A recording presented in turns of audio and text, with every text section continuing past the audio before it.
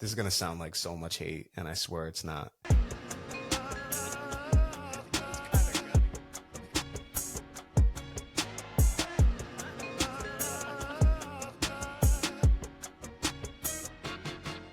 Welcome back. This is the Warner Brothers podcast.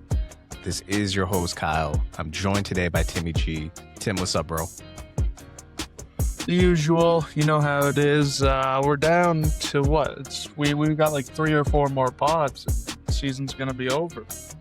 It's crazy. Like, this is the last official football Sunday where we have multiple games, and then we got the Super Bowl, which is like the most mainstream game you can possibly get, right? So it's like everybody's game. So like this is the last game for the real like football heads out here, the real NFL heads. So can't wait. It's bittersweet.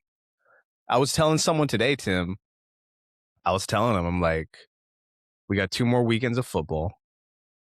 You know, we got next week off, but I'm like, I'm already kind of jonesing for the offseason. I'm already kind of jonesing for next preseason. In a way, I wasn't even last year. Like, basketball is my favorite sport, don't get me wrong, but like the NFL is my favorite league.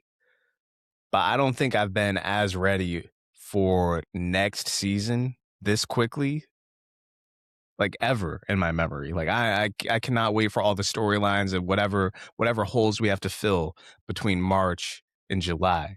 I'm all ready for it. How do you feel about the upcoming doom, the gloom and doom of the end of the season?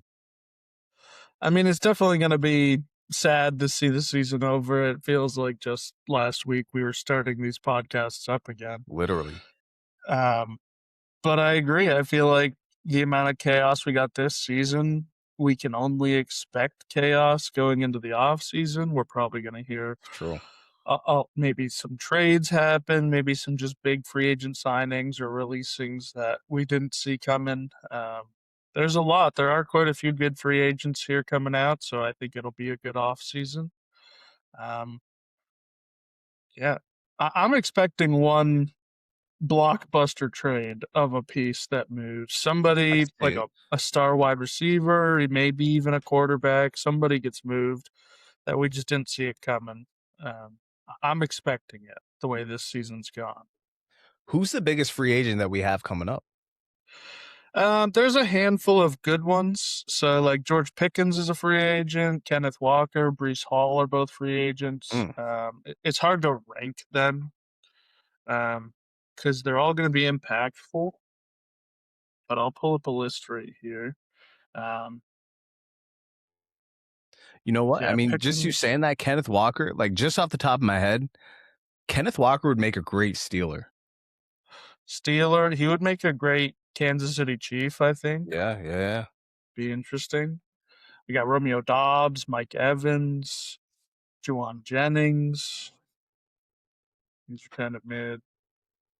Wan'Dale Robinson had a good year this year. Debo will have Rashid Shaheed needs a contract. Brandon Ayuk's done in the league. I guess Tyreek Hill. Don't know if he comes back. Tyreek, Shaheed, and then oh, my bad. Those two were Tyreek is a cut candidate because of the injury. They're expecting them to move on from him. Could happen. Probably will happen, wouldn't you say? Likely. I think they'll do something where obviously he stays on the team so he can get rehab and all that stuff and get back to being, a working human being. Right. But they'll probably cut him for financial reasons because even if he comes back the next year, he's not going to be the same after that injury. I could see a world if he does. I think he at least gets 1 or 2 more seasons. Like someone will sign him. It seems like he could go back to KC.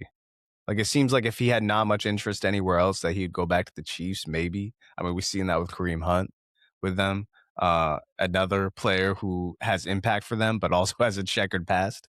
So I could see a world where Tyreek goes back to the Chiefs. Ayuk's interesting because we really haven't seen him. He played 4 games last year? He played less than 7 games for sure. We definitely didn't get a half season out of him. So I think it was week 6 he got injured. Okay. So he played 5 and a quarter, 5 and a half, something like that. Yeah, man. I mean, between that, it almost sounds like, I don't know if you heard about their the press conference Shanahan and John Lynch had the other day, it almost sounds like he ghosted the organization. So, I mean, it could very well just be wrapped. I mean, yeah, it could be. I think you actually said it when you were describing, like, it might be over for him in the league. He just might never play again. Well, Lynch just came out and he said, I think it's safe to say he's played his last snap as a 49er. For sure. I don't know many teams that are going to see that behavior and be like, yeah, I want to sign him, especially to the likes of a contract that he was signed for. He was signed for $30 million a year, and he kind of just chose to walk away from it, which was weird because I believe like week 6, Shanahan at a press conference was like, Ayuk's been really huge for us because he's been at every meeting. He's in the huddle all the time, just trying to like coach up these young wide receivers on the team. And then all of a sudden, just like a switch flipped and he wasn't there anymore and just completely gave up. So I don't know what went wrong, but I think it is safe to say he's done in the league. I don't think he's coming back, to be completely honest. Maybe he had a sip of like whatever it was that Antonio Brown took during his career when it all went wrong with him. Because, I mean, Ayuk's pretty young in his career and didn't take too many headshots. I don't think he had any notable concussions. Maybe he did, maybe he didn't. But, I mean, yeah, it seems like he's got a touch of that Antonio Brown in him. He was always weird to me when he held out of San Francisco and people were talking about like, all right, he's a trade candidate. And people were talking about the Patriots possibly getting him, them being one of the biggest targets. And at that time, the Patriots weren't even close to a playoff team. And people were like, hey, if Ayuk's available, you have to get him. And I'm like, is he? Why would you have to get him? Why would you have to get him? Why would he be such an impact player that he's going to change your team? He is, don't get me wrong, he's an impact guy, but he seems like a very specific impact guy too. He seems like more like a yards after catch guy. And I think there's very few receivers that are like such game breakers that it's like, okay, if they're actually holding out or demanding a trade, like you mortgage some draft picks for them. Brandon Ayuk wouldn't be one of them for me. So it's interesting. I feel that. If my memory serves me correct, and I'm pretty sure this is correct, New England had a trade in place for Ayuk. It's possible. And they agreed to pay him $34 million a year. And Ayuk basically said, here are your options, $34 million to go to New England or stay with us for $30 million. And he said, fuck that, I'm going to stay West Coast, San Francisco, in a city that I'm already living in. Makes sense. I believe it was either after they had just drafted May or they hadn't quite drafted Drake May yet. So I can understand not wanting to go to a complete rebuild. For a little bit of money less. Plus, Massachusetts has a millionaire tax. I don't know if California does. So, yeah. I mean, I don't know. You'll see this in the NFL way more than other leagues, and I could be wrong when I'm comparing to the MLB or NHL specifically. But like, you'll have these players in the NFL who have these 2 years where like it seems like they're a superstar. And then after those 2 years, you're either an average player or you're a nobody for whatever reason. Le'Veon Bell is a perfect example of that. I was actually kind of thinking to myself today, listening to a couple different podcasts. Like the NFL had an era probably about 6 to 8 years ago, maybe less, where they tried to be this kind of player forward, player friendly league like the NBA is as far as demanding trades. And it just, the way the cap's set up, the way there's, 53 players on a roster, just does not work the same way in the NFL. And we've seen it.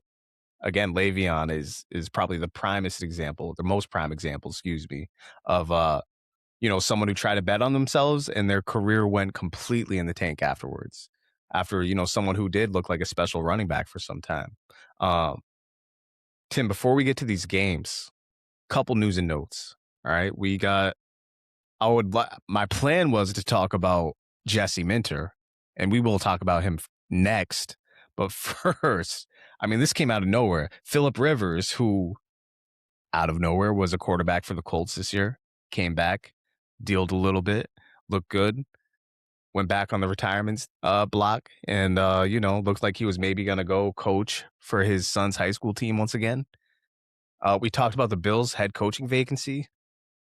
Lo and behold, Phillip Rivers interviewing for that today. What was your reaction to that? Do you think he would be a good candidate? Like, how do you feel about this?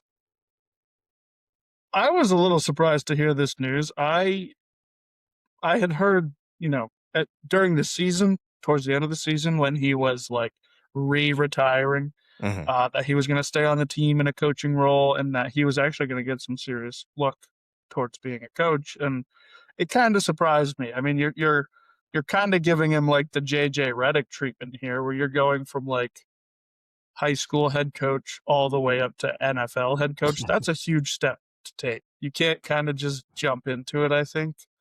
Uh, it could work out. I don't think it will if they decide to hire him. I really don't. I would Hmm. love to see him as maybe a quarterback's coach for a year, or like an offensive coordinator at the most for a year, and then prove that you can coach in the NFL before you do it. I would think that this is kind of like a joke hire if they did that, because they would be going from Sean McDermott to somebody that has no NFL coaching experience. You just have like experience in the league for a long time as a quarterback, but you don't Hmm. have coaching experience in this league. So that'd be a little bit worrisome for me. It would be like if they just gave Tony Romo the job. I wouldn't view Philip Rivers any more of a better coach as Tony Romo.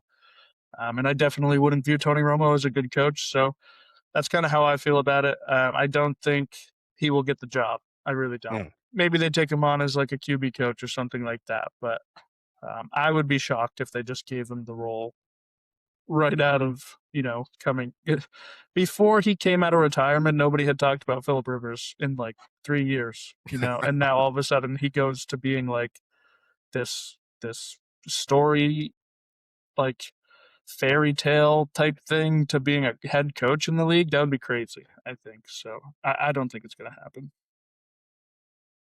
I agree with you in some ways and I disagree with you in some ways. So I agree with you in the fact that I think it would be insane for him to get the Bills job. Uh, where I disagree with you is I think he would be a fantastic coach. And you're right, where like you do usually have to have these steps where like, you're either maybe you start off as a QB coach, then work your way up to OC, and then maybe you can be a head coach. Um, the one thing I've always loved about Philip Rivers, he seems like a phenomenal leader. And they say that's one thing. Like they said, he instantly had the respect of the Indianapolis Colts locker room. Uh, they said that when Steichen brought it up to the team that he was gonna go with Philip Rivers, or he wanted to go with Philip Rivers, that unanimously these guys wanted Philip Rivers as the QB coming in. Off of what 3 or 4 years rest. And I remember that's one of the things that stuck out to me in that initial Seahawks game when he made his re-debut. Uh, he led a scoring drive and he was just like on the sideline, like woofing it up, like in these guys' ear. Like he's a natural born leader. So you couple that with his football knowledge, he probably could make a damn good head coach. But I would like to probably see that more like if this was the Cardinals job, I'd be like, yeah, I'm all for it, man. Like he probably could bring something to the Cardinals organization. Throwing him right directly into the fire as the Bills job, who are going to be expected to win and win now, and at least make it to the AFC Championship game with Josh Allen. That's a lot to ask. So I agree with you there. This came out of nowhere to me. It's a cool story that it's Philip Rivers, but yeah, it's a lot to bite off, to chew. You know what I mean? Like that's if you're Philip Rivers, like that's a lot to ask. So I don't know. I still think the best hire would be Joe Brady. If they go with Mike McCarthy per se, I think that would be cool too. Um, I don't know, man. I mean, you still hear about Dayball. I think Dayball interviewed today. They've had a few different interviews that kind of make me question the way they go, but you do have to meet a quota with these interviews, and sometimes you do get candidates that make you scratch your head. But Philip Rivers, man, that came absolutely out of nowhere. I didn't even hear about like him staying on with the Colts in a capacity like you said in the beginning. I didn't even know that. I thought he was just gonna go back to high school and then yeah, maybe one day we see him in the NFL. Um, I don't know. I don't know. How'd you feel about the Ravens and Jesse Minter? Moving on to them. This one was a little not confusing. I kind of expected a hire like this, where it would be a DC or an OC from a team that nobody would really put money on for it to happen. Hmm. Chargers defense was pretty good this year, and they were playing without key pieces for a good chunk of this. Khalil Mack was out for a while. I think Derwin James went down for a while. So they had a good defense. If he can bring that over to Baltimore, I think that'll probably work out. At this point in the carousel, there's not a whole lot of like home runs to still hire. So it kind of makes sense that this is the route they went. Like I said, I probably wouldn't have put money on it. Minter was one of the coaches that I could have seen just staying and just being the DC for LA for the next year or two. It kind of shocks me that Flores hasn't been hired yet. He signed an extension with Minnesota, but that doesn't guarantee he stays there. It was kind of like, we signed an extension. If I don't get a head coaching job, I'm extended. So that'll be one to keep an eye out. There are also just like some older, more veteran DCs. If they wanted to go that route, they could have gone Vance Joseph. And then I'm blanking on the Browns DC name. Jim Schwartz. Jim Schwartz. I know he was interviewing around. So obviously going in division like that would be tough to get him. But Todd Monken is interviewing for the Browns job. So we could see it very well going that way. But yeah, I kind of expected this to be the case here with Baltimore. I thought it would be a younger guy, a guy that hasn't had any head coaching experience or taking their shot. Worked with Harbaugh when they moved him up, and it might work here. So I kind of wondered if they would wait for Kubiak. I did think they would probably go coordinator rather than get a veteran head coach like the Mike McCarthy ilk. And like you, I was initially skeptical. I was like, okay, Jesse Minter, like, that's a name you hear a lot, which is sometimes good, sometimes bad. When you hear coordinators' names a lot during the year, it's either because they're really good or they're really bad. In Jesse Minter's case, it's because he's a really good coordinator. Then doing my research after, it seems a lot like this guy is similar to the Mike Macdonald hiring for Seattle. Not only in the defense that he runs, but in his leadership style. I actually saw an interview with Derwin James from, I guess, during the season where he had nothing but extremely high praise for Jesse Minter, saying that he would make an amazing head coach with his leadership skills. So I think it's cool that the Baltimore Ravens went the defensive route because, I mean, that's kind of what you see from these Baltimore Ravens teams is their defense first. And they've obviously got a, in theory, loaded offense with talent. So I'm extremely interested to see who their OC will be.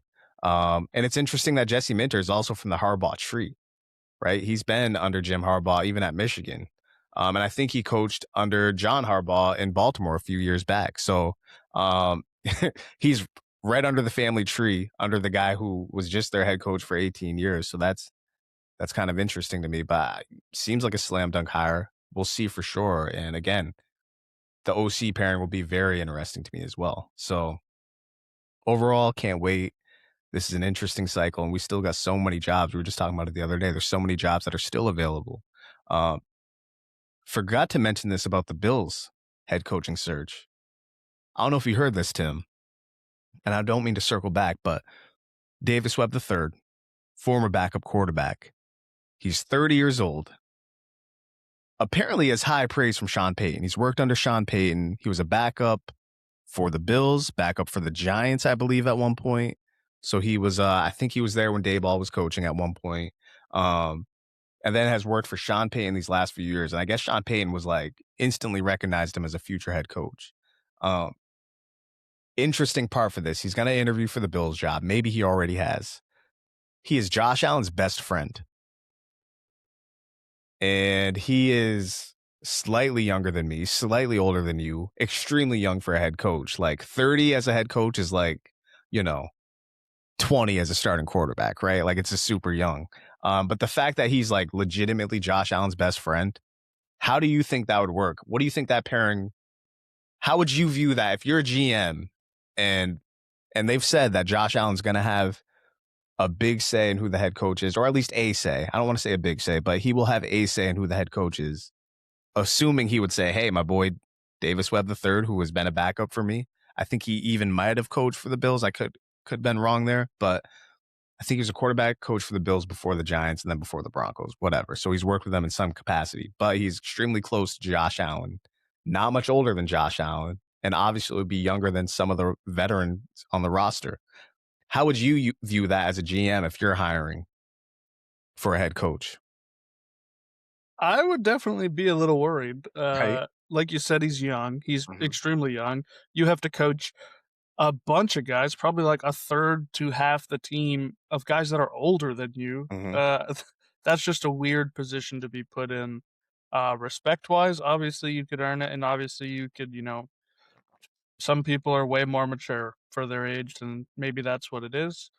Um, the fact that he's buddy buddy with Josh Allen would be definitely worrying, especially when it comes to the situation that McDermott was in, where it's like, if they get to an AFC Championship game 3 years in a row with this guy as the coach and they lose all three of them, it's a little bit harder to fire him because now Josh Allen has a say in it and stuff like that. Mm. That would be, really confusing for a GM to do. So that would be a very interesting hire. You go from an old, well-seasoned head coach to like the rookiest of the rookies as you could get in a head coach. He would by far be the youngest head coach ever. I think McVay was when he was like 33 or something. So that would be So I guess McVay insane. was actually 30 too, which is 30? insane. Yeah. Ah, it does not feel like 10 years of McVay. It does not. He's 40 now. Yeah, he turns 40 on Saturday. That's crazy. That's Yeah. crazy. Yeah, and that's like 1 in a million, honestly. Like you just do not see it for head coaches. What is it? I'm gonna get his name wrong, but I don't think he's a coordinator, but he's an offensive coach for the Jaguars. He's 30 and he's interviewing for quite a bit of jobs. Like he's interviewing for the Browns. Um, you did ski, something like that. Um, we're not fact checking right now. Even if I looked it up, I wouldn't be able to pronounce it. But it's like I think it's you did ski. Brandon Petty would know. But he's gotten a few head coaching looks in this cycle too. Like I said, a couple with the Browns. He's going to interview for the Bills, and I think he might have even interviewed for the Steelers. So I don't know. It just seems like there's so many names thrown out in this cycle. And then again, like you mentioned with Brian Flores, someone like him's probably not going to get a job. And he seems like a guy I would absolutely want to lead my team. Though it sounds like he's pretty divisive as a head coach. So who the hell knows? Any final thoughts on the coaching cycle before we move on to these games? I got two real quick. We talked about Daboll being hot interviewing for the Buffalo gig. Yep. I saw a report today that said if he doesn't get the Buffalo job, it's pretty much a done deal that he becomes Tennessee's offensive coordinator. Yeah. I think that's a pretty good hire. I agree. Bringing in a defensive-minded head coach, you kind of get a guy that was proven to have a good offense when he was in Buffalo, and then there were 2 good years in New York when everybody was healthy and looking good. So that would be a good hiring if that works out, if Buffalo doesn't get him. And then the other one was I saw Cleveland when they do their hiring process.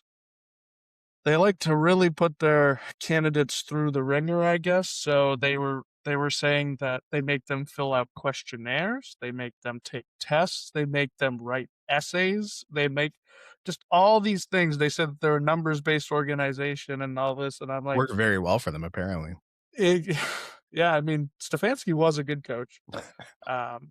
So like that worked out, but it just feels like Cleveland of all of the franchises doesn't have like the right to be doing that when it comes to it. Like, come on, like just interview the guy and figure it out. And I agree, it should be a strenuous process to hire a head coach. But if this was like the Steelers doing it, I'd be like, okay, that makes sense. The Cleveland Browns, not so much. They cannot get coach or QB right. And I have this feeling that after Stefanski, who's not like, it's not like Stefanski's a Hall of Fame coach, but to me, he's a coach that should be respected. I think that was a good hire by Atlanta. But man, I wouldn't be surprised if they fucked it up at all after Stefanski. And it sounds like it was more mutual than him just getting straight up fired from Cleveland. But I don't know. I mean, just like I told you, the 30-year-old dude from the Jaguars.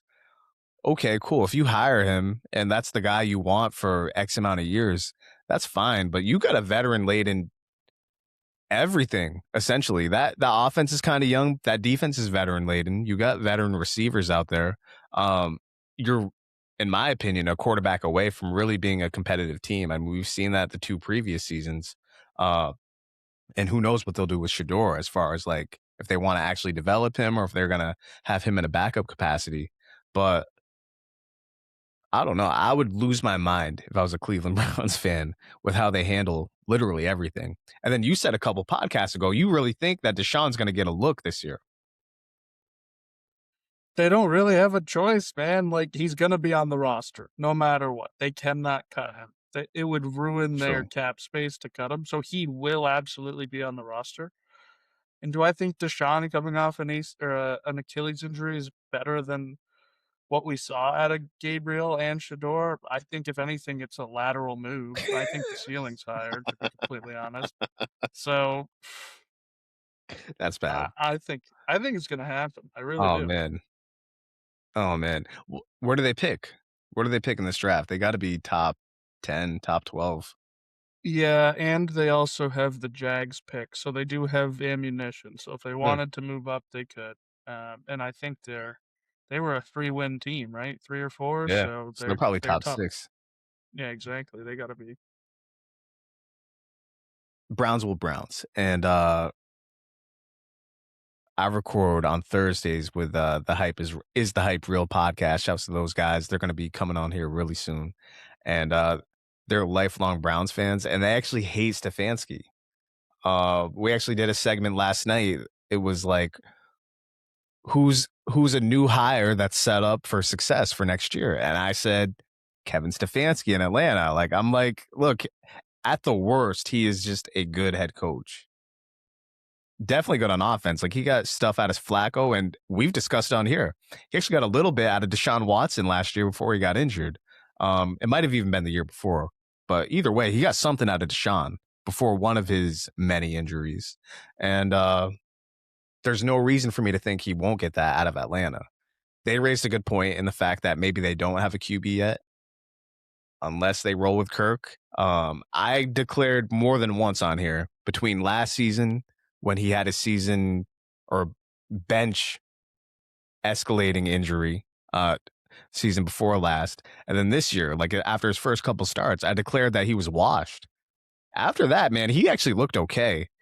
He was getting Pitts his looks. Like Pitts turned into a fucking the Hall of Famer we all thought he was after Kirk Cousins started getting his groove back. So I don't know, man. I mean, you want to talk about a team that's paid a quarterback that probably doesn't deserve it a lot of money, man. Like, why not start Kirk Cousins? Like, he actually didn't look as bad as he initially looked, not only last year, the end of last year, but at the beginning of this year when he filled in for Penix. He looked awful. And I thought, 3-4 starts in, I actually thought he looked pretty competent and looked pretty fresh. So he's old enough to where that could all change, obviously, next year, but I actually didn't think he looked too bad at all. Let's get to these games, man. It's Championship Sunday. Should we go in order? Go AFC first, NFC second, and Sounds good to me. that would also be the order of worst game to best game. So I think that fits. Patriots going to the Broncos. Patriots are at this point favored by 4.5. I think it opened at 5.5. Might even got down to 3.5 at one point, but right now it's settled at 4.5. How do you view this game? Are you of the belief that the Patriots will just open it up, blow them out? Are you of the belief that Stidham will actually, and not just Stidham, but the Broncos will make this a game? It'll be close. It'll be not only close, but maybe a nail biter. How do you view this game? How do you think it'll go? Et cetera, et cetera. I do think it'll be close. I said this quite a bit on the last pod. I don't think that Sure. this is just an easy win for New England here. It's a good defense. They're at home. They do have a home field advantage. It's tough to play in Denver. This is a championship game. They're going to be coached up as much as they can. They're going to have their game plan that they're obviously going to try to stick to. It is going to be not an easy win. Absolutely. I also saw a stat today that the Broncos, as 4-point underdogs in the playoffs, they're undefeated. They don't lose. Is that going to break this weekend? Probably. It probably won't be by 4 points. I think it'll be a field goal game. I think the Pats do win, though. I think that the Stidham hype, we've really only seen a little bit out of him. So I don't think it's going to be good enough to take down the Patriots. I think we get a lower to mid-scoring game, though. So I'll take it Patriots 20-17. I think that's reasonable. If the Denver Broncos defense gets a score, they will win the game. Or special teams. If they can just take one back, that's a W. That's funny you say that, Tim. I actually thought that to myself today. I was like, if the Broncos get a pick six, that puts you in great position against this Patriots offense, who has not looked great in their 2 games this postseason. You want to talk about stats? I mean, the Patriots, I think, are 0-3 or 0-4 lifetime in the playoffs against Denver. In Denver. Patriots have beat the Broncos at home, but in Denver, they are winless in the playoffs. I believe as a home underdog, 4.5 points. That's either the most or, forgive me, I've heard a lot of podcasts here, but I believe 4.5 or up, everyone's covered as a home underdog. So they would be the first team to not cover as a home underdog. You mentioned Stidham hype. That's real. When McDaniels went to Vegas, apparently one of the guys he wanted to go with him was Jarrett Stidham. I had actually forgotten that he was a backup in Vegas. I'd completely forgotten about that. He backed up Jimmy Garoppolo. I think that's kind of how he got the Broncos contract, was he actually played well behind Garoppolo. And then I think before that, Derek Carr. I guess Sean Payton, one of the first guys he wanted to bring in was Jarrett Stidham.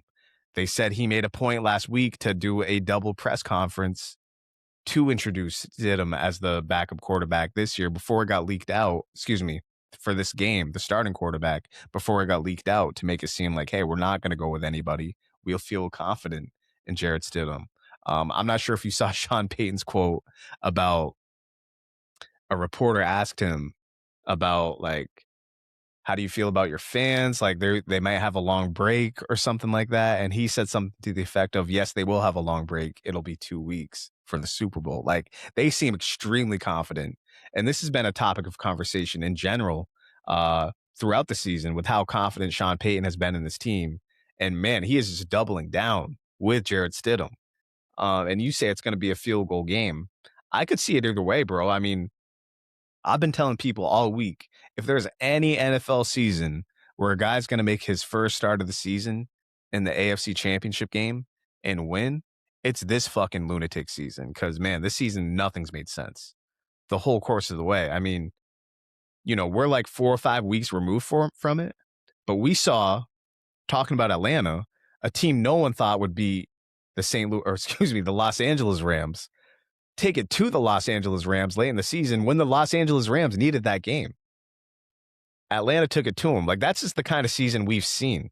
I can't literally picture the Broncos and Jarrett Stidham beating the Pats. And oh, by the way, I've made it this far without saying, and if you're a listener, this is my team. But, like, yeah, I can't picture the Pats losing this game. But if there was ever a season where it would happen, it seems like it would be this season. I can't call it either way. I mean, on the Is the Hype Real podcast last night, I did pick the Patriots, I think by 4 or 5. And I do think it's going to be low scoring. And hey, Sean Payton is an elite coach. He's going to have them prepared one way or another. They're going to have every trick up their sleeve.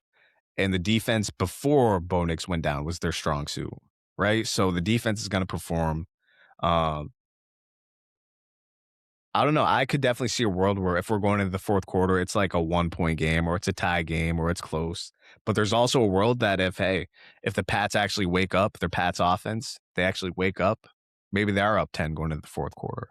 It's kind of one of those things, but you pack in that home field advantage on top of the defense, it does seem like it'll be at least a close game. So I'm going to go with the Patriots. I'm going to go... Check this out. I'm going to give the Broncos the slight cover. I'm going to give them 21-17. How about that? And I think, honestly, if you look back at the last 2 games, I think I've picked the Patriots like almost at this exact score. Like, I think I picked last week like 22-18, or I think I might have picked actually 17-16. But it seems like I picked them against the Chargers at like 21-16 or something like that. So uh, I can't imagine the Pats really getting loose on them as far as like 30 points, 28 points, which is crazy because during the regular season, you couldn't get them to score under 24. They were a high-flying offense. Um, that's one thing I've really noticed him with this team. Everyone's talked about Drake May's deep ball. I see a lot of times, man, if they're on third and long, let's say 3rd and 8, right? Let's say they get stopped for an incompletion, they get a short run, stopped for 2 yards. They're not even trying to get it over the middle. They are just letting whoever on the boundary, whether it's Booty, whether it's Diggs, whoever it is, they're letting them run a go route, and then Drake May's just firing it to him. More than you see. And it's like any sort of 3rd and long, 3rd and 8, 3rd and 12, 3rd and 6. They're just going deep. I don't know how long you can kind of survive with that. But the thing is, Drake May's been pinpoint with it. That's what's kind of saved him, is he's like a super accuracy on these deep throws. So, I mean, I've said it time and time again. I don't want to make it seem like I don't know what to make of this Patriots team. Again, I think they're well coached, but I also do believe like they're due for one of these losses. I mean, their one loss against the Bills was a comeback win on the Bills' part, but like, it's a close game. They haven't had a blowout here in forever. Really since I think that week 1 Vegas game. So I think that was 16-3. I'd have to look back, but they have not received a blowout at all this year. So they're due. I think this is the perfect game for me to put $100 on the Patriots to win. Because if they win, I make money. If they lose, I don't get to see them in the Super Bowl, which is a win. So, and then I would win the bet. You're with saying Keenan. You'd be happy to lose $100 on this game? Well, the money from Keenan would make me back some money, and then boom, True. we're even, True. and I'm Okay. happy, and we're good to go. I think True. that's a win-win-win. True. Well, it's too bad Keenan can join us today. Keenan's at work right now. I mean, maybe we'll have to do a part 2 here at like 11 p.m. But like, yeah, we'll have to talk to Keenan next week and follow up on your bet, depending on what happens here. What would your shock level be if the Broncos actually pulled off a win?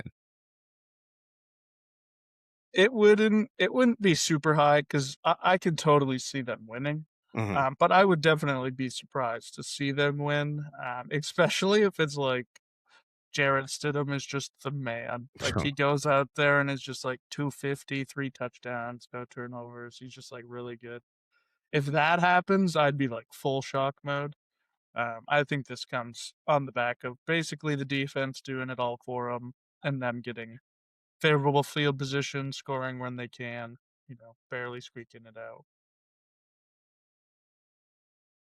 I mean, so looking back, the Patriots actually lost that game to the Raiders 20-13. I don't know why I had 16-3 in my mind.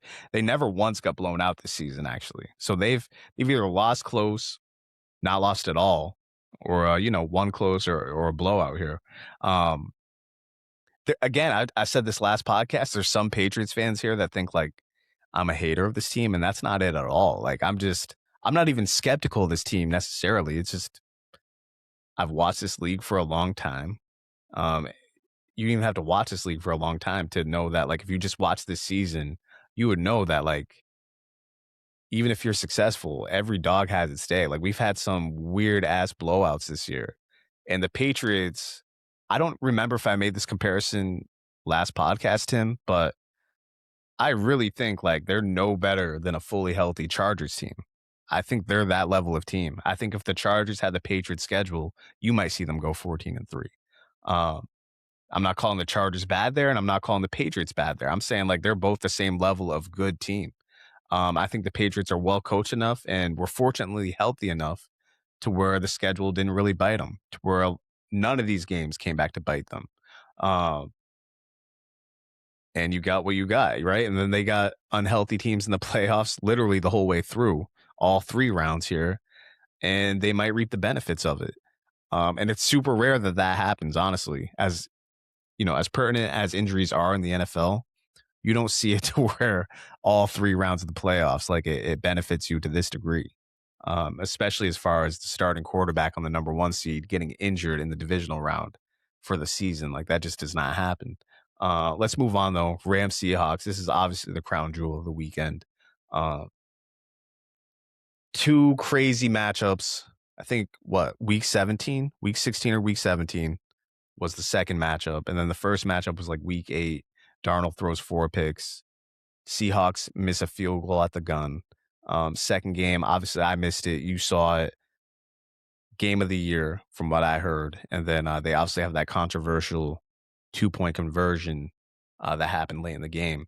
Who do you think has the edge here? Do you think it's the Seahawks at home, who are favored in this game by 2.5, by the way? Do you think it's the Seahawks at home, who are probably, even though Vegas has them favored, I feel like the public kind of favors the Rams as the team here. So who do you think has the edge here? The Seahawks or the Rams as the vet team who have been to a couple Super Bowls and Sean McVay and Matt Stafford? I do think the Seahawks still have the edge. I totally agree with what you just said. The Vegas has Seahawks having the edge, but the public has the Rams.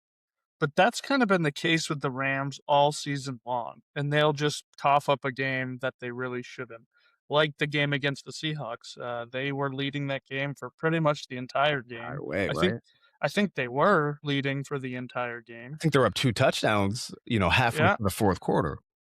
and then they scored first in overtime, and that right there is typically enough to say they scored a touchdown first in overtime, not just scored first. That's usually enough to say they win the game, and then they cough that one up.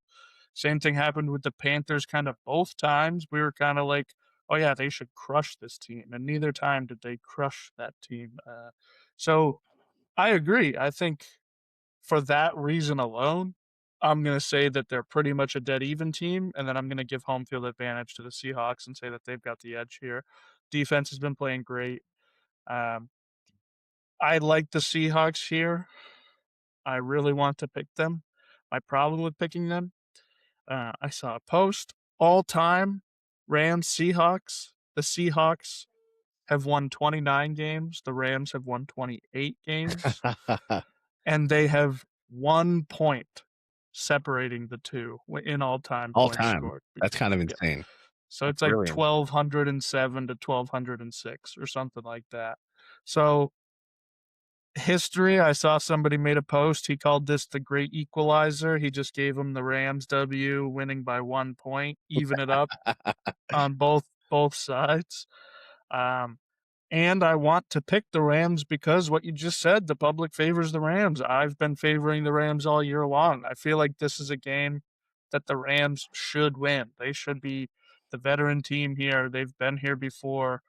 They're going to a Super Bowl. But I'm gonna pick the Seahawks just because every time I've been this confident in the Rams, it's just never worked out. So Hmm. I'm gonna take the Seahawks, and I think we get a pretty mid-scoring game. So I'll go 25-22 field goal game. Um, I don't think it's a game winner though. I think it's Seahawks are up by 3, and the defense shuts them down to end the game. So you're saying this is a brain over heart pick in this case? Mm-hmm. Would you rather see Mm-hmm. the Rams win? Would you rather see, in this case, a Rams Patriots Super Bowl? I think a Rams Patriots Super Bowl would be better. Mm-hmm. Um, and I would love to see like Devontae win a Super Bowl. Mm. You know, being on a team in Green Bay for so long, that could just never get over the hump. It would be great to see them go to a Super Bowl and win a Super Bowl. It would also be great to see Sam Darnold win a Super Bowl because he would be the only QB from that 2018 class of loaded QBs: Baker, Lamar, Josh Allen, and he would be the first one to win a Super Bowl. That That would would be be wild. a wild stat. So That would be wild. um, that would be an interesting one. Plus, there's a ton of deserving guys on the Seahawks. Mike McDonald alone would Mm. be a great story to say, like, hey, in my second year, not only were we a good team last year at 10-7 that missed the playoffs, like, what are the chances of that happen? But the next year we were able to elevate and go win a Super Bowl. That would be a great story. So it is tough. So it kind of goes both ways on who I'd want to see Mm-hmm. win a Super Bowl, but I think I would lean the Rams. Yeah. I would probably lean the Rams. This matchup is giving me so much trouble. I'm going back and forth on this game. I actually can't believe this game's landed at 2.5. I think it should be 1.5 in either direction because I think I wouldn't be mad if it's a pick 'em, to be honest with you, especially since it's the third divisional matchup between these guys and the fact of how the two first games went. Uh, and I mean, the Rams outplayed them the majority of both games. So you couple that, you would say, hey, all right, the Rams got it here, especially with Stafford, especially with McVay. Not to say McDonald's not a great coach in his own right, because he is. And I think that's part of the reason why Seattle got him was to combat Sean McVay, right? Go defense instead of the offensive coaches that are in the NFC West with Kyle Shanahan and Sean McVay. And another point you brought up last time with them losing Charbonnet, with the Seahawks losing Charbonnet, one of his big assets is pass blocking. Now you're not going to have that. Maybe now the Rams get home a little bit to Sam Darnold. We saw that what that looks like in the earlier matchup where he threw 4 picks. Okay. But then where the Seahawks would have an advantage is, of course, they have home field. They have probably the best home field advantage in all of football. That's not nothing. That's not nothing at all. And not to mention, the Rams just haven't looked good in their first 2 games. They probably should have lost against the Bears. The Panthers went to the wire with them, and they were a 10.5-point favorite. And it's incredibly hard to win 3 straight games on the road, right? I mean, we talk about the Pats being due. The Rams seem due for a loss. That being said, it seems like this team is kind of destined to be in the Super Bowl with Matt Stafford and Sean McVay. Out of everything that has not made sense in this season, the one team I think, like, if there was one team in the AFC everyone seemed to pick, it was either the Bills or the Ravens. And of course, some people pick the Chiefs too, right? And we don't get any of the 3. We're going to get either the Broncos or the Pats out of all that. If there was one team out of everybody in the NFC that everyone was like, all right, this team will at least be on championship weekend, it was the LA Rams. Matter of fact, Brandon Petty told me last February, almost a year ago after the Super Bowl, he said, man, I think I'm locking the Rams in right now to win the Super Bowl next year. And here they are on championship weekend. And yeah, the only thing we can say is they haven't looked good the past few weeks. Sometimes that's enough. Sometimes it's not. That's why this is a tricky game. That's why, if you're going to bet the NFL, you got to be sharp with it. Cause man, like, this game can truly go either way. That's why it's a 2.5, line. I picked the Rams last night on Is the Hype Real? I leaned with Sean McVay. I leaned with Matt Stafford. My heart or my head says that the Seahawks are probably going to win this game. Where I normally lean on these type of games, where I myself view on a neutral field, I would view the Rams as the better team on a neutral field, right? Let's say that was the case. I would somehow give the edge to the Seahawks just because they're the underdog. I feel like if you're a third time matchup in the divisional round, like let's say if this was Patriots Bills this weekend too, I would give the Patriots the edge just because I think it's hard for the better team to beat a lesser team 3 times. Now, I think the Seahawks probably all around are a better team. I think the Rams are more explosive. And I think the Rams probably, just by reputation, have a slightly better coach because I think McDonald's right there. McVay, though, if he wins this game, by the way, if McVay were to win a Super Bowl, I think we have to solidify him as the best coach in the league, like officially. Like, I think we have to stamp that if he were to win a Super Bowl here. But back to the task at hand, man. I'm going back and forth. I truly don't know who to pick. I thought by now I would have a pick. And like I just told you, I picked the Rams last night. I was not confident in it. I'm not confident in picking either way because if I pick the Seahawks, I'm picking Sam Darnold, former Jet great, to go to the Super Bowl. And even though I know it's a good chance, even though I know they're favored, even though I think I think these are the 2 best teams in the league that I've seen. I would say these 2 teams on top of the Buffalo Bills who lost last weekend, I think those are the 3 best teams I saw all year consistently. And I still can't call it. So I'm going to try to call a tie here. I'm going to say 21-21 Seahawks and Rams. But if I got to pick one, I will stick with it. I will stick with the Rams. I'll go 24-23, and I hate it because I really do feel like the Seahawks. I feel like the Seahawks are the better team all around.